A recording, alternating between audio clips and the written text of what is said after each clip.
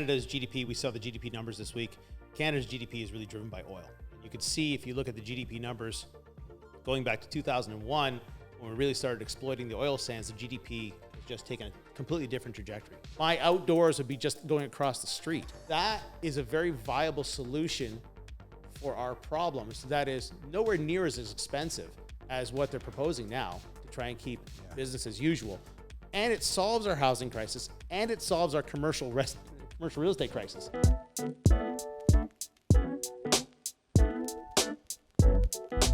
AJ I sat down with for a coffee about 6 months ago, and we were just talking about the state of the real estate market in general. Then he started talking to me about his history. He was actually a video game designer, worked on some incredible games, insanely talented, like Tony Hawk, Battlefield, legit games. And to have a brain like that and be in the real estate industry, I thought was super interesting. What's more interesting than that, though, is then he started popping up on my TikTok feed and just going off on all things real estate. And if you read his comments, it is entertaining to say the least. But what I want to highlight and why I brought him here, and we're going to sit down and talk in a second, is his mindset in terms of the messaging that you're getting from the media when it comes to economics and what's actually happening when it comes to mortgage interest rates, Bank of Canada, what they're doing. Very insightful, right? And a lot of it is even above my pay grade, but I bring smart people around me to have conversations. So thank you for coming on the Prime People podcast, AJ. Thank you for having me. So I gave you a very long rambling intro. Why don't you give us a little bit of summary? I mean, how did you get into video game design and then become an agent? Well, it's funny. Similar to the previous guest here, it's kind of by accident. I went to university for psychology, disliked it. My parents were dissuading me from going into business because at the time nobody was getting a job coming out of business school. So I'm like, I don't know what to do. So I just decided I'm going to go for an art degree. I got an art degree, which, as everyone knows, is the worst degree you can possibly get. It's the most useless degree ever. But on the back of that, I got a job in the game industry. Quickly moved into game design, and I just have a knack for leadership, I guess. Not to toot my own horn. It's more because I'm organized. But you had to run teams designing games, right? So, like, were you an actual programmer first and then started running teams? So right from the get-go, I've been game designer. So game designer, you're assembling everything. So you've got programmers and artists that are working on the game, and then you have to have someone who just puts it all together. So from there, I started just running all the teams, and the teams just get bigger, and the budgets get bigger, and it just keeps going and going and going. So so by mid-2000s, I was on Battlefield, which was, I think at the biggest, it was about 200 people, several tens of millions of dollars. I moved on to Ubisoft, same kind of thing there, tens of millions of dollars on Shaun White snowboarding. Oh, yeah. After that, got into Facebook games, and then in the mid-2010s there, my father got sick, so I stepped back from the industry, stepped back from the big budget products, and started focusing on apps and some mobile stuff and consulting, et cetera, and that's when I got into real estate. Okay. Right? So, but I've never really stepped away from games. Sure. I've kind of kept a foot in games as well. And with the advent of AI, this past year, 2023, I went whole hog back into it, said, okay, let's throw a concept together. Let's see what I can do. Let's see how far I can push this. So I did about $250,000 worth of assets for about $50. Wow. With AI. With AI. Wow. Fully 100% with AI. A lot of people are bashing it, saying it's taking jobs. I look at it this way, and I've got a very close friend who runs Crow VFX. And we spoke about this at length. When you're working with the AI, you lose that friction you have when you're working with people, especially at the beginning of the process.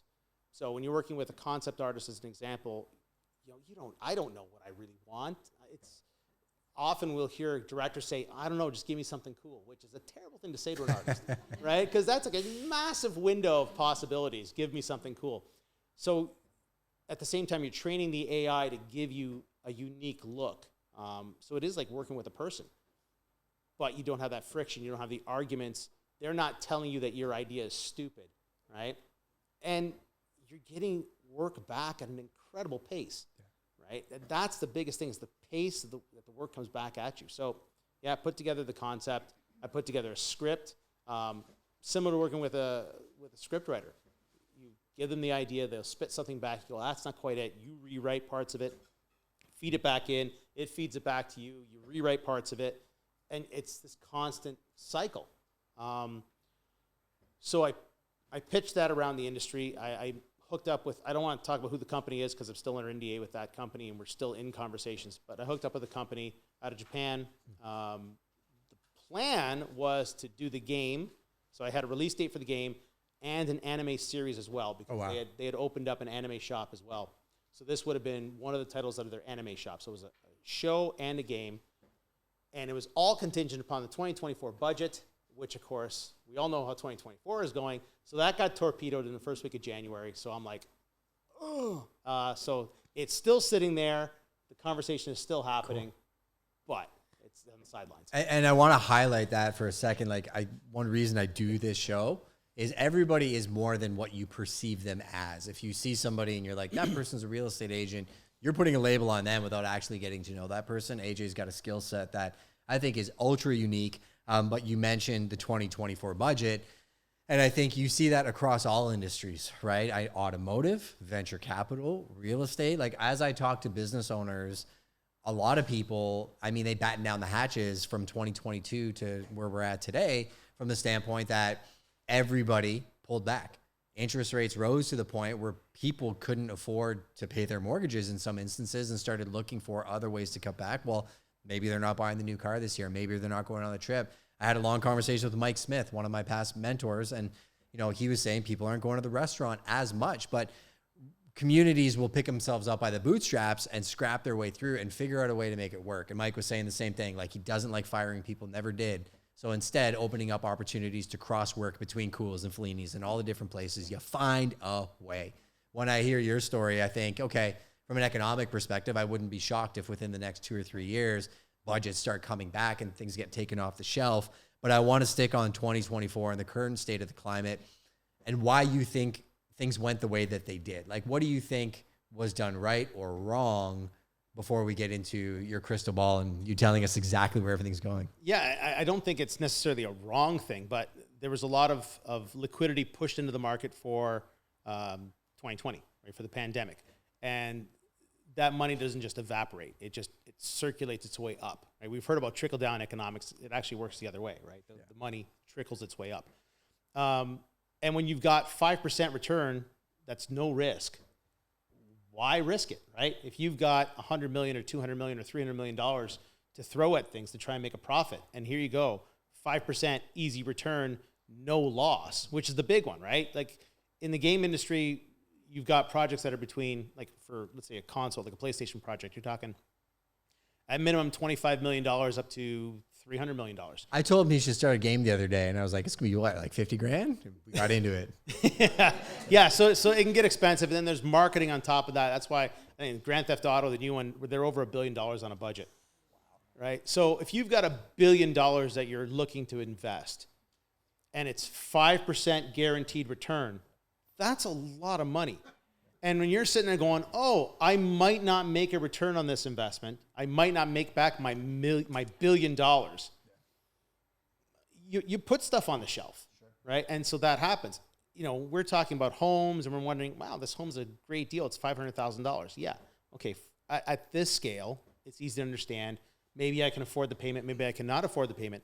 When you're talking at $1 billion or $2 billion or $3 billion worth of money that has to be placed, what would you do?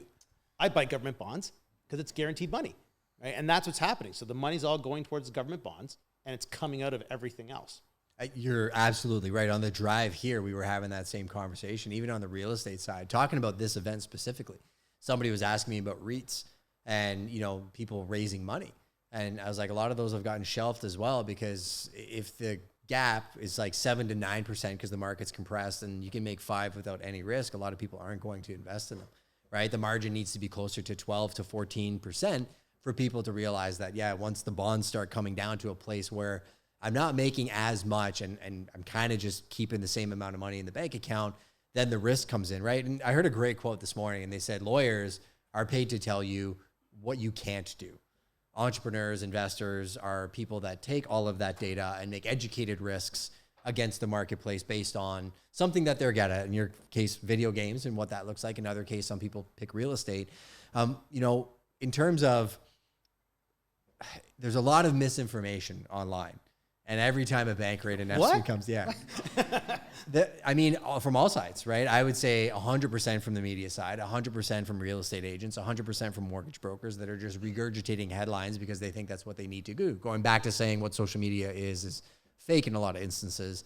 I think what your account does a really good job of is getting into explaining about how oil really does impact the decisions that are getting made, and it's not necessarily the housing market that impacts their decisions on rates. So can you expand on that a little bit? I think that'd be educational. Sure. Well, I mean, Canada's GDP, we saw the GDP numbers this week.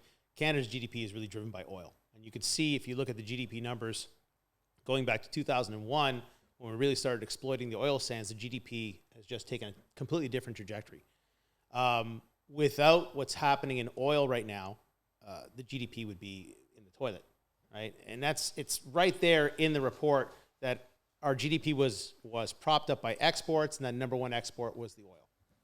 Right, so really, what we do here in Canada is we take care of that because it's sustaining the entire country. When we look at something like the housing market, that's when they get into their philosophies that are radically different. So you want to drive down wages to drive down inflation, according to the philosophies. So what do? You bring in people. Well, that's great. Well, now we've got all these people immigrating into the country to drive down the wages. Well, but also, if you drive up the rates, you'll drive down employment, which drives down inflation. So now we've got all these immigrants we've brought in, and we have high unemployment, and we have no place to put them, and we're not building because we can't invest. And so we've created a crisis. Yeah. And if you go back and wonder, well, why did we create this crisis in the first place? Back in 2020, the first thing that crashed was the oil market, right? So we dropped the interest rate to save the oil market, and that spins everything else out of control. It was the same thing that happened in 2015, right? We look back at 2015, we can see the housing prices climbed very radically starting in 2015. What happened? Oil market crashed, and we cut the rate from 1% to 0.5%. And even in that statement, they said, we know this will have an impact on the housing market. In other words, we know it's going to have an impact, but oil is the most important thing to us, right? And that is not put out there in the public. And if the public understood that, the opinions on what's happening at the government level would be different, very, very different. What do you think the general opinions are now versus what you think they would be?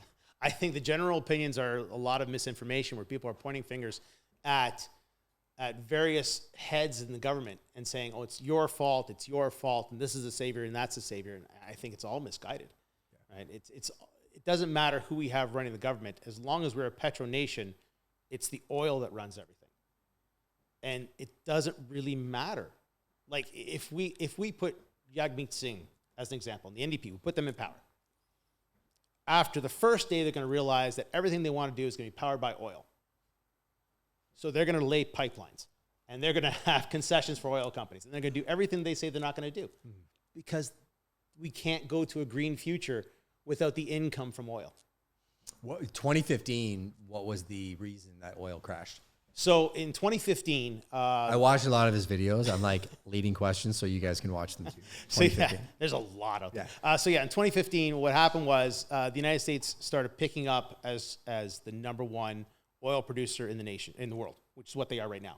So they're pumping more oil than anybody else. In 2015, that was really ramping up.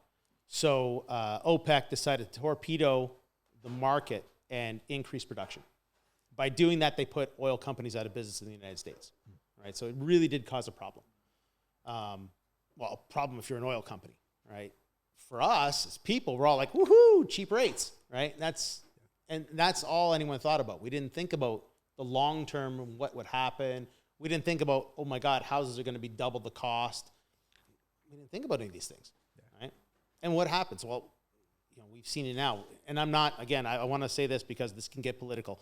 I'm not opposed to assistance for anything. I'm not opposed to the assistance that's going to Ukraine. I think it's incredibly necessary that we do that.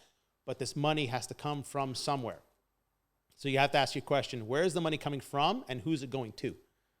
Right? It's not just money that's floating around the system right now. Right? That's what happened in 2020. That money came from somewhere and it went to somebody, and it wasn't built on the back of assets. Like we all know, like this house is an example. If you go get a loan to build this house, the house itself is the collateral, right? It's an asset that you're creating to support the money that's being created.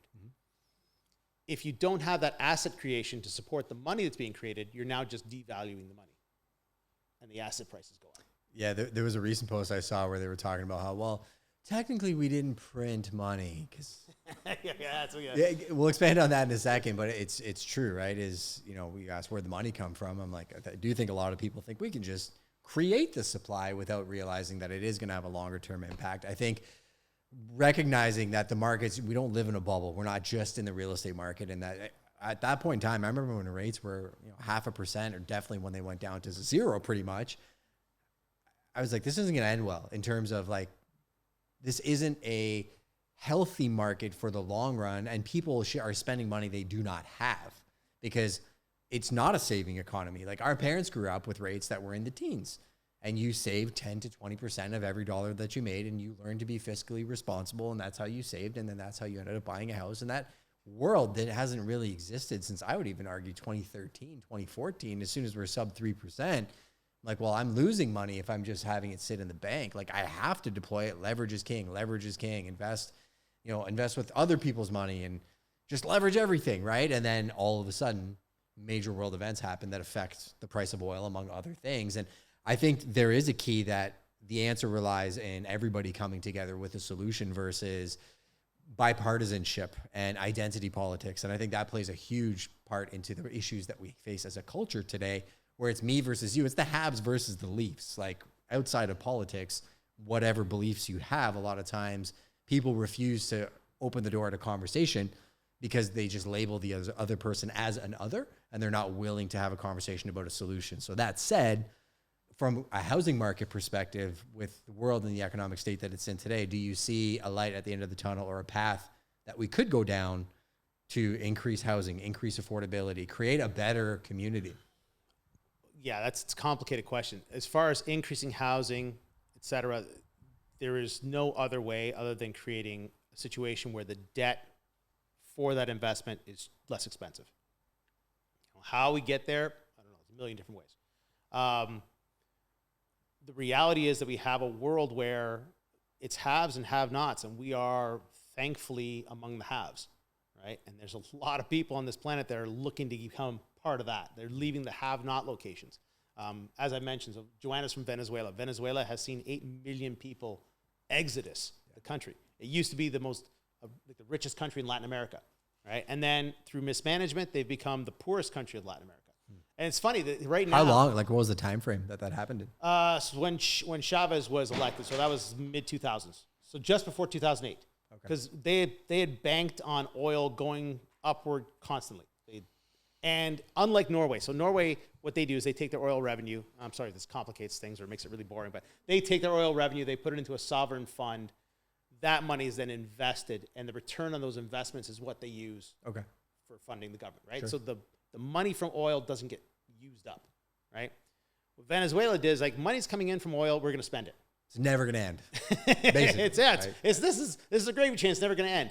And so they started funding everything, and then oil crashed in 2008, and they're like, oh, geez, what do we do? We start printing money.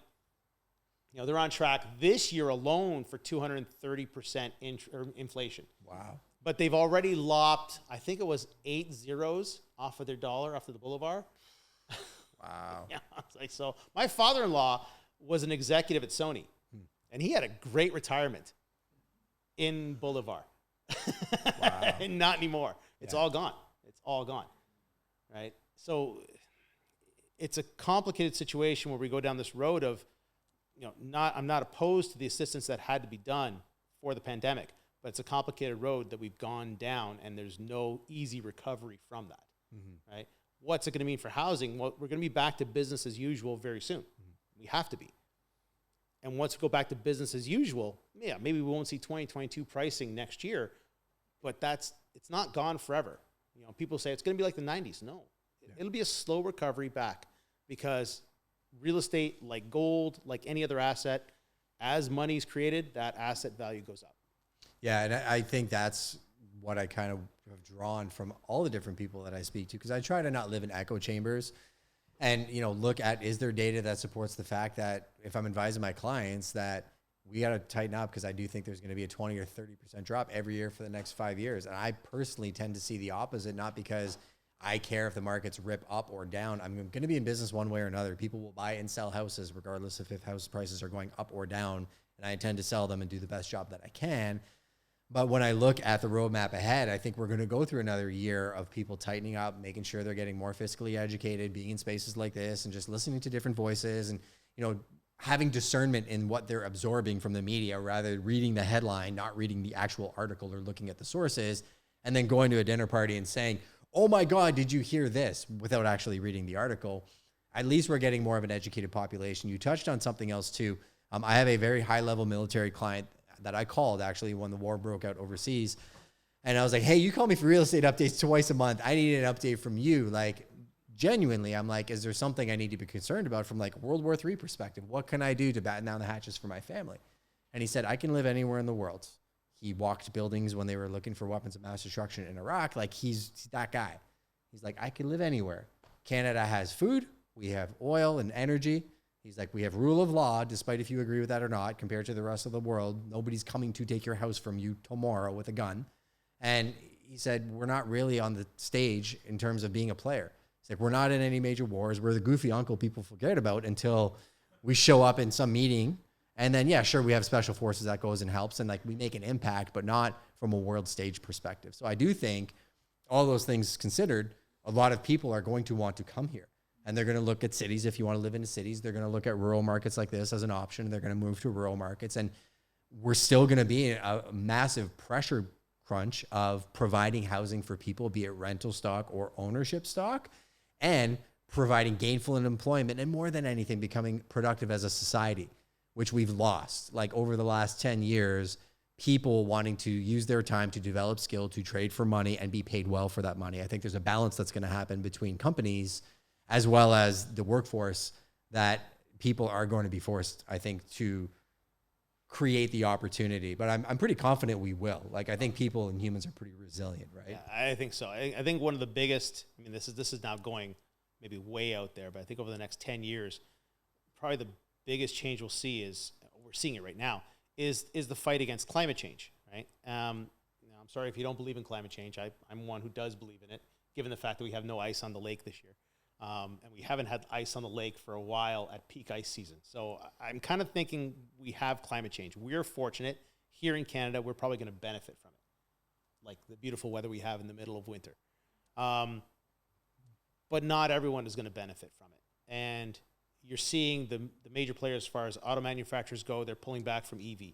Mm-hmm. They're saying electric vehicles is just not happening. People don't want to buy it. There's the pollution aspect of creating those batteries. There's the recycling aspect of those batteries. There's the resale aspect of those cars, because you have to replace the batteries. Dealerships don't want to take in these cars and pump $5,000, $6,000, $7,000, $10,000 into a new battery. So there's a whole host of problems with that. The one solution that we know exists, because we've seen it happen, we've proven it to be a valid solution, is work from home. It's work from home and even time off, like shutdown. Like during lockdown, pollution went away. So work from home, and even like the summer vacations that they have in Europe, those are valid solutions to fighting climate change. Now, okay, so if they implement that as the solution, we're going to have these sort of mini lockdowns over and over again, where we're going to have to support the economy somehow, which means that this process that they have supporting economies will just keep grinding forward. It won't be 2020 levels of creating money, but it will be assistance packages. It will be programs in place to help people get through that month or however long it might be. Additional work from home. I mean, I think work from home is by far the best one. You're not burning tires. You're not using up the asphalt on the road. In some cases, people don't have to buy a car, right? You're not building more lanes to Toronto, et cetera, et cetera, et cetera. You're leveraging technology. I don't see how anyone loses from it. There's studies that say it's more productivity, right? There's more happiness. Like, I'm happy if I'm working from home, right? I don't have to put on this, I don't have to do the dog and pony show, right? And here's my thought, and this is where I think having conversations like this are really important, because you'll get people that align on certain things and maybe disagree on certain things as well, where, I could see, and this is where I guess I would agree and disagree on the work from home thing. I think the companies that pay people to come in 9 to 5 to punch a clock and create a miserable work experience for their people, they're going to go away. That's a fact. We saw that go away over the last 2 years. What I can tell you from the last 2 years of what I've seen representing commercial companies, being involved in seeing like BDO left their entire offices and Harrison Pence as well. Now they're all coming back. And the 5 minutes that new lawyer gets rubbing shoulders with a guy that has 25 years of experience, the mentorship is very different. And you see the hybrid culture emerging where like at Prime, I don't want Nathan to have to drive in every single day from St. Thomas because he lives in St. Thomas. He covers that market. That's where he's great at. But we do trainings together. We do family reunions together. And we're trying to create a culture where it's mutually beneficial for people to spend time in proximity to other humans. And I think that that's where you'll see the balance. On the climate change side of things, well, I've always seen the climate change 4 times a year, every year. So I guess it's always been here to a certain degree. I think that's a larger conversation where, I mean, it's a joke to me to a certain extent how far they're pushing it in Canada when you look overseas at industrialized nations that like we're such a small percentage of the output. They're acting like we're the ones that are burning the earth to the ground. I think now we're going down a bit of a wormhole. I think it's going to take a community of conversation to open up opportunities that, yeah, maybe the next office that you open up for your amazing game studio that has 200 employees is a combination of a game studio, maybe it's an art studio and a production studio at the same time, and you're doing shared workspaces with 3 other providers, making more use out of that square footage and that community than you would if you had a lease yourself paying $10,000 a month that was vacant half the time. Yeah, right? you hit the nail on the head. I mean, and again, we have to step away from what Canada does on the world stage because we are, like we've got, I think we're 4th in the world as far as forests go. So we're doing our job already in terms of helping the climate because all of our trees are sucking up the carbon, right? So that's light up the cars. You can just turn all your cars on right now and let them run. So that's one aspect of it. And then, of course, what we don't see is the other aspect of it. So right now, the Panama Canal is clogged up. The ships can't pass because there's not enough fresh water to operate the lock system, right? So luckily, rainy season is coming, but if the rains don't come, this is going to have an impact on global trade, right? That's why the Panama Canal is in the first place. So those are the kind of things that are going to be impacted by climate change. But you hit the nail on the head as far as property goes. When I say work from home, we're thinking like this. Like, I'm going to work from a home like this. It's for sale. Yeah, it's for sale, exactly. What I'm talking about is we see that there is a problem with commercial real estate right now across North America, across the world, right, where the value of commercial real estate is going down, but we also have a housing crisis. So the logical solution there is to somehow leverage the commercial real estate we have and turn it into a hybrid commercial residential location. So work from home is not necessarily driving 2 hours away to your house, but having your house on the floor above your office, right? So that's what I'm talking about, work from home. So smart. If you have a team of 200 people, like you said, let's say I have a studio of 200 people. When I was at Ubisoft in Montreal, we were in a warehouse, like an old factory, right? And it was 4,000 people in the office, right? So you can be in that district, and those 4,000 people can all live walking distance from the office. The 4th floor could be residential. We had a Starbucks in there too. Like they're doing life together. Like they're going to the gym together. They're going for coffee. Like outside of just work. Exactly, and that already exists to a certain extent. Like when I was at Ubisoft, the gym was the Ubisoft gym, right? I wouldn't leave the office to go to the gym. I would just go to the gym, right? If my apartment was also in that building, that would be awesome. And that was the case I had with my apartment. Because Montreal, as you all know, is really cold in the wintertime. And so most of it is underground. And they've built the city so that you don't have to leave your home, at all. You know, I was cold. Born and raised there, right? I had no idea. Yeah. I was born and raised in the West Island. Okay. So it is cold. It's super cold. Why do you think I'm here? It is horrible. I live in Grand Bend now. I like the beaches. So yeah, in my apartment building, which is across the street from the Forum, the old Forum. Amazing. So the bottom 4 floors were a mall. So I had a Canadian Tire, Winners, Metro, Shoppers Drug Mart. Everything was in my building. I never had to go anywhere for any of my necessities. I would leave if I wanted to leave. Right now, imagine if that was right next door to the Ubisoft office. Like my outdoors would be just going across the street. That is a very viable solution for our problems. That is nowhere near as expensive as what they're proposing now to try and keep business as usual. And it solves our housing crisis, and it solves our commercial real estate crisis. I think there's a balance too between, say, urban as well as cities, right? So if I'm thinking in my brain of a lot of the people you're talking about, a lot of those cars, I mean, they're driving 45 minutes from Mississauga into the city, and that's where a lot of the burning's coming from. I don't want that life for myself. I like living out in the country, but at the same time, I think we're looking at when we place people in properties or even our own life by design, the location of our offices as a central hub in the GLA, the markets that we choose to work in, the people we choose to partner with, we're looking at designing a life so I don't have to leave and drive all of the time. I do right now because of the market. It's doing well right now. The market's picking up. So I'm spending a lot of time harvesting because I feel like I'm a farmer.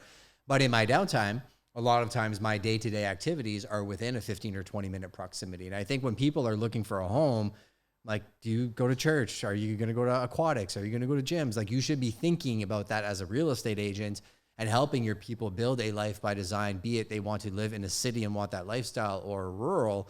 And I think becoming more efficient as a population and wasting less is probably how we just save the economy as a whole, get our GDP back up, become actually productive members of society, and solve a lot of issues. So the last piece I'm going to ask you, because so is everybody here okay? Anybody got to leave right now? Azra, do you have to be somewhere? Okay. Because it's going a lot longer than I thought, but we're having good conversations in my eyes. I'd like people to get any questions ready for AJ. I'm gonna ask him one more question. What's your experience on TikTok been like from where you started to today? That's been an eye opener. I mean, when you start, you're very stiff, and it's like, wow, you don't know what you do. Like I did it as a form of self promotion. I guess I still do it, but I found that, especially with the trolls that keep talking to you and like all the stuff they say to you, it's horribly condescending. So I use it more now as a way of just venting, right? Because otherwise I'd just vent to the wife, and she's just, I don't want to hear it. She's so happy that it exists, right? But when I switched it from being kind of, you touched on this earlier, I switched it from being like a purely promotional thing to being a very personal thing. Yeah. Where it's just me speaking my mind and sort of getting it out there. It became now like very rewarding to me personally. Yeah. Right. And so, and at the same time, it's strange because the followers have increased at the same, cadence. Yeah, exactly. It's strange how the more personal it becomes to me, the more people want to follow and listen to what I have to say. And by proxy, like from the outside, I'm asking him these questions because he's himself on it, right? Like when I watch it and I try and support him whenever I see it, I'll also jump in the comments, A, to laugh at some of the trolls, but B, I'll see other people in the community that I know that are cool people that have now created relationships with him. And you can tell that there's as much good out there as bad. You can tend to focus on the bad, but there's some really good stuff that can come out of it and attract a very different group of person that I'm not him. My brain doesn't work like his does. I don't care about the charts and the oil as much as he does. I like to pay attention to the macro, but I like to be good at what I'm good at. You look at me, you think of real estate and media primarily. Those are probably the two things. And then negotiations and sales, right? That is all I really like obsessing myself with. But I encourage all of you to connect with AJ as well after. Does anybody have any questions in terms of the economics, like global impacts to interest rates, anything along those lines? Anything anybody wants to ask AJ? What's his TikTok? It's at real AJ Marini. And then what I'll do. Sorry, I should put that on the microphone. Yeah, at real AJ Marini. I'm not very good at doing QR codes and all the pitches and stuff because that's not what this is. What I'll do after is when the podcasts are released, I'll release it with links for all the guests, and I'll just email you guys to make it really easy. So one random day in your inbox, you'll get an email with the recordings of all of the conversations that we had today split up so that you can follow these people. What I would 100% recommend you do is you connect with them as a human being.